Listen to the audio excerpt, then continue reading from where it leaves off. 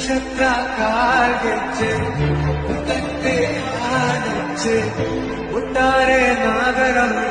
Hello viewers, నేను మీ దివసం మిత్రమైన లంకేష్ మాట్లాడుతున్నాను. అలాగే రేపటి వాతావరణ పరిస్థితి, అలాగే రాబోయే రోజుల్లో వాతావరణ పరిస్థితి ఏ విధంగా నమోదవుతుంది అన్న దాని గురించి ఒకసారి ఈ వీడియోలో చూద్దాం. ముందుగా ఈ వీడియోని ఎక్కడ స్కిప్ చేయకుండా చివరి వరకు చూస్తారని, అలాగే ఈ వీడియో కనుక నచ్చినట్లయితే లైక్, షేర్, కామెంట్ తప్పనిసరి. కొత్త వాళ్ళైతే మన ఛానల్ని సబ్స్క్రైబ్ చేయండి. అలాగే పక్కనే ఉన్నటువంటి బెల్ సింబల్ని క్లిక్ చేయండి. ప్రస్తుతం చూస్తున్న శాటిలైట్ చిత్రం ప్రకారం మనకి బంగాళాఖాతంలో బలమైన మేఘాలు, అలాగే అరేబియా సముద్రంలో బలమైన మేఘాలు అనేవి వ్యాపించి ఉన్నాయి. అలాగే నైరుతి ఋతుపవనాలని ప్రవేశించడం వలన మనకి ఆంధ్రప్రదేశ్ రాష్ట్రంలో రానున్న రోజుల్లో మనకి భారీ వర్షాలు అనేవి జోరందుకునే అవకాశాలు అయితే ఎక్కువగా కనిపిస్తున్నాయి. మనకి ఎక్కడెక్కడ వర్షాలు నమోదవుతాయో ఒకసారి వివరంగా ఈ వీడియోలో చూద్దాం.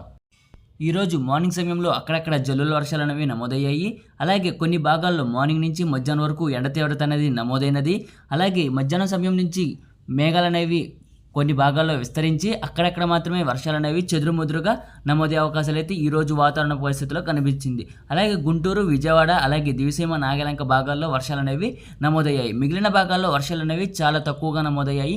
అలాగే రేపు కూడా వర్షాలు అనేవి కోస్తా భాగాల్లో తక్కువగా వర్షాలు నమోదయ్యే అవకాశాలు అయితే కనిపిస్తున్నాయి. అలాగే రాయలసీమ జిల్లాల్లో రానున్న 3 రోజుల పాటు వర్షాలు అనేవి నమోదవుతాయి. ఆ తర్వాత వర్షాలు అనేవి కాస్త తగ్గుముఖం పట్టి మధ్యాంధ్ర, అలాగే ఉత్తరాంధ్ర జిల్లాలో వర్షాల జోరు అనేది పెరిగే అవకాశాలు అయితే రానున్న రోజుల్లో కనిపిస్తుంది. అలాగే తెలంగాణ రాష్ట్రంలో కూడా వర్షాల జోరు అనేది రానున్న రోజుల్లో కనిపించే అవకాశాలు అయితే ఎక్కువగా కనిపిస్తున్నాయి. అలాగే జూన్ 14వ తారీఖు రాయలసీమ జిల్లాలో అక్కడక్కడ మాత్రమే వర్షాలు అనేవి నమోదవుతాయి.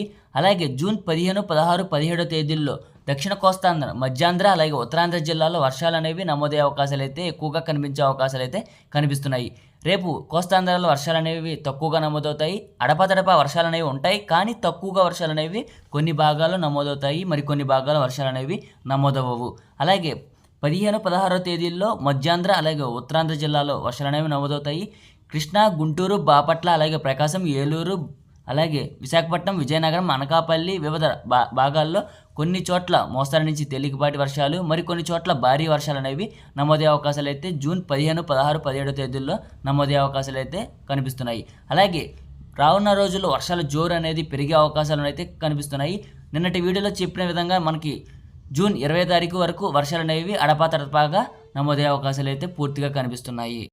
రాయలసీమ జిల్లాలో వర్షాలు అనేవి నమోదవుతాయి, కానీ కాస్త వర్షాలు అనేవి 3 రోజులు తగ్గుముఖం పట్టే అవకాశాలు అయితే కనిపిస్తున్నాయి. ఆ తర్వాత నుంచి వర్షాల జోరు అనేది రాయలసీమ జిల్లాలో పెరిగే అవకాశాలు అయితే ఎక్కువగా కనిపిస్తున్నాయి.